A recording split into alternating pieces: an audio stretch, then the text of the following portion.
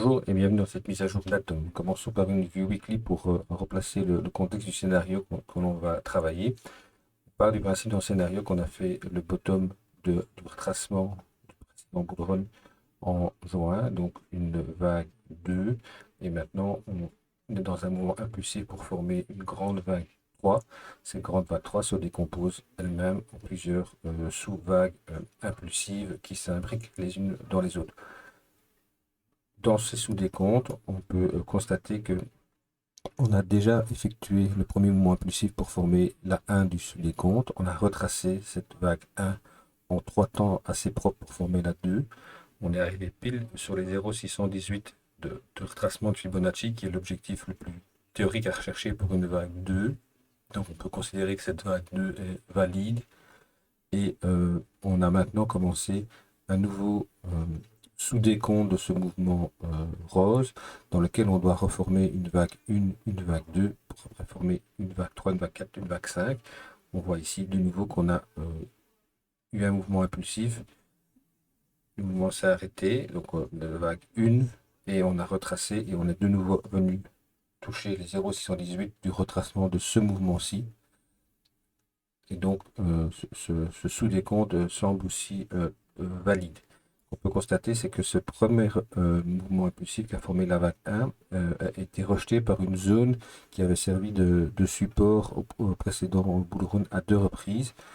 Ici, on avait travaillé plusieurs semaines avant d'avoir une hausse. Puis après, on avait eu un retracement et on était revenu et on s'était appuyé de nouveau 2 fois dessus pour venir après venir faire la TH avant le retracement du précédent.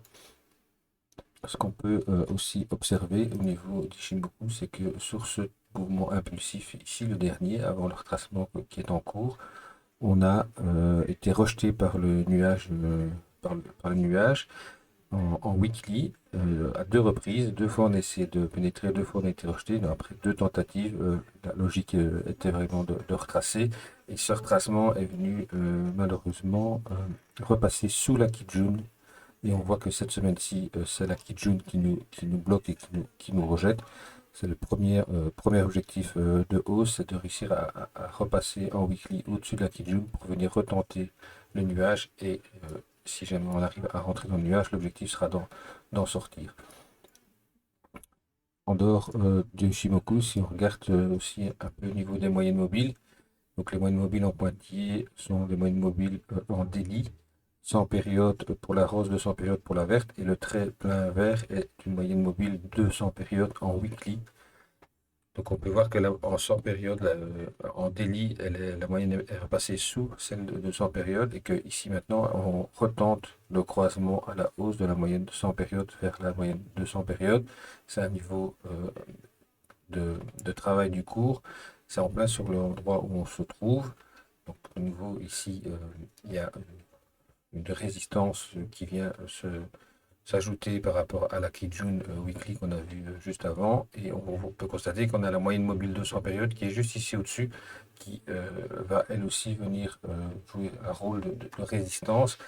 Et donc, si on arrive à s'affranchir de tous ces indicateurs de résistance, on peut envisager d'aller retenter le nuage, l'entrée du nuage qui qui se trouvera dans cette zone-ci en fonction du temps qu'on prendra pour venir. On constate que si on continue à latéraliser, on va se retrouver avec l'entrée du nuage, la Kijun, les moyennes mobiles dans cette zone-ci. Et là, on sera vraiment sur un point avec énormément d'indicateurs à réussir à franchir. Si on regarde d'un point de vue du RSI, on peut constater qu'en weekly, on est toujours baissier sur le RSI, contrairement à ce qu'on a pu voir sur d'autres altcoins qui, eux, sont repassés haussiers. Atom, lui, n'est pas repassé haussier. On n'est pas venu s'affranchir du niveau des 60 de RSI. Donc, tant qu'on ne passe pas au-dessus des 60 de RSI, pour moi, on reste baissier sur Atom. Et ce qu'on constate, c'est que on a été rejeté par cette trend. Même chose si on la trace comme ceci, constater que en fait ici on est passé au-dessus et on est revenu dessus et qu'on continue à travailler, on peut sans problème au niveau d'atome avoir un récit, un momentum qui descend pour venir continuer à descendre sur ce, sur ce retracement ici. Qu'on va voir justement en délit. Donc si en délit, on se concentre sur le mouvement, le deuxième mouvement haussier. Bon, donc on a bel et bien fait sous-vague 1, hein, on a avec un décompte en 5 temps, tout à fait valable. On a retracé ici en 3 temps, tout à fait valable aussi. Et potentiellement la vague 2, 0,118 de retracement de la vague 2, donc ça c'est tout à fait c'est parfait d'un point de vue théorique. Constatez qu'on a ici une belle zone de support sur laquelle la vague 2 est venue justement se poser avant de repartir à la hausse, puisque ça a servi ici de support, on est venu toucher dessus, on avait été rejeté, et ici elle avait servi de résistance avant de nous rejeter et de pouvoir s'affranchir. Quand on s'était affranchi, on avait eu une belle poussée verte. Ici, on est descendu, on a touché plusieurs fois la zone, on a été rejeté et on a eu la même chose, une belle poussée verte. Donc cette zone ici, des 10,2, 10,6 dollars, est vraiment une zone à surveiller et importante. Si on considère que là, on a fait le bas du retracement de la 2, alors on est dans un mouvement impulsif pour former la 3. Potentiellement, on a ici formé la vague, la sous-vague 1. On a retracé, et si on regarde, on a certainement de nouveau pas très loin des 0,618. Voilà, on les a pas touchés, mais on est arrivé assez près.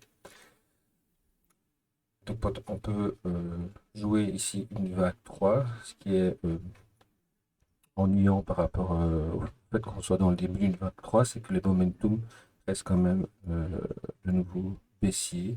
Même en daily, on n'est pas venu au-dessus des 60 de RSI, donc on est toujours baissier sur le RSI, ce qui pourrait nous laisser croire que le retracement de la 2 n'est pas terminé. Et on pourrait avoir une vague 2 qui n'est pas ici, mais qui se trouverait quelque part par ici, en suivant le sous-décompte bleu. Donc une première vague de retracement en 3 temps. On aurait ici une nouvelle vague en 3 temps pour former une B, et ensuite une vague en 5 temps pour former une C, qui nous donnerait une 2, vague 2 quelque part par là, qui ne remettrait pas en compte ce mouvement-ci. Donc potentiellement, on aurait une 2 qui serait là ou là, mais qui resterait valable. Si, donc, qu'est-ce qu'on peut du coup faire maintenant? C'est dans ce mouvement-ci, identifier les niveaux d'invalidation des mouvements en time frame supérieur. Donc, clairement, si jamais on considère qu'on a fait la B ici, qu'on est dans la vague C, on doit retracer à la baisse. Une vague C se décompose en 5 temps. On aurait fait une 1, une 2. Donc la 2, clairement, ne peut pas dire plus haut que la 1. Donc je vais mettre ici un niveau. Donc, si on est dans une vague C, dans une vague C ici, on doit avoir quelque chose qui se dessine comme ça. Ce niveau-ci ne peut pas venir au-dessus de ce niveau-ci. Si c'est le cas, alors la vague C sera invalidée. On pourrait avoir un momentum peut-être qui est un peu plus haussier, et donc confirmer qu'on serait dans une vague 3 ici.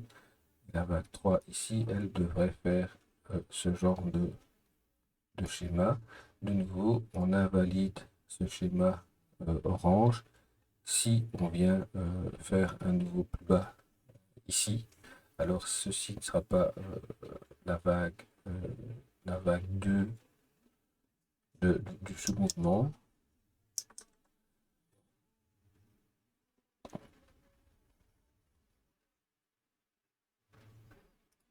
Alors,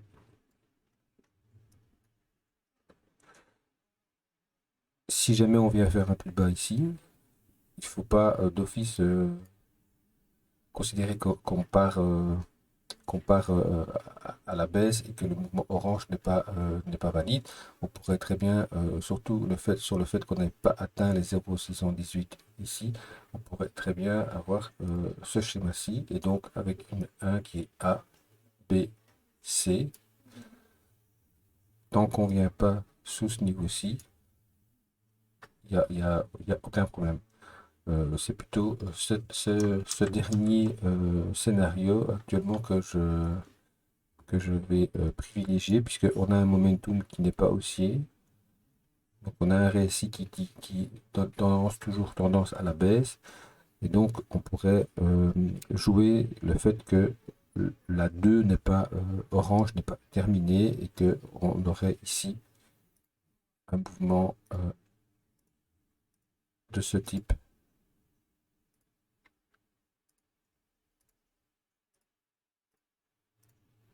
Pour former la 2, atteindre les 0,618 ou plus de leur tracement, et alors avoir un momentum qui change de tendance et qui part à la hausse pour à ce moment-ci avoir une vague 3 qui partirait donc comme ceci.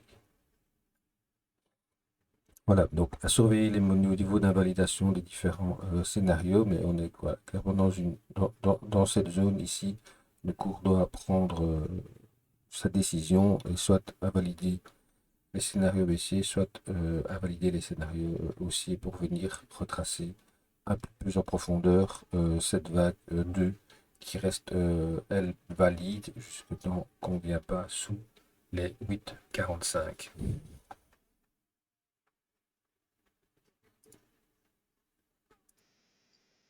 Laissez-nous votre avis et vos questions en commentaire. Si vous avez apprécié ce contenu, pensez à liker et à vous abonner pour ne manquer aucune autre vidéo. Et surtout, si vous souhaitez en apprendre plus, rejoignez nos membres sur Discord.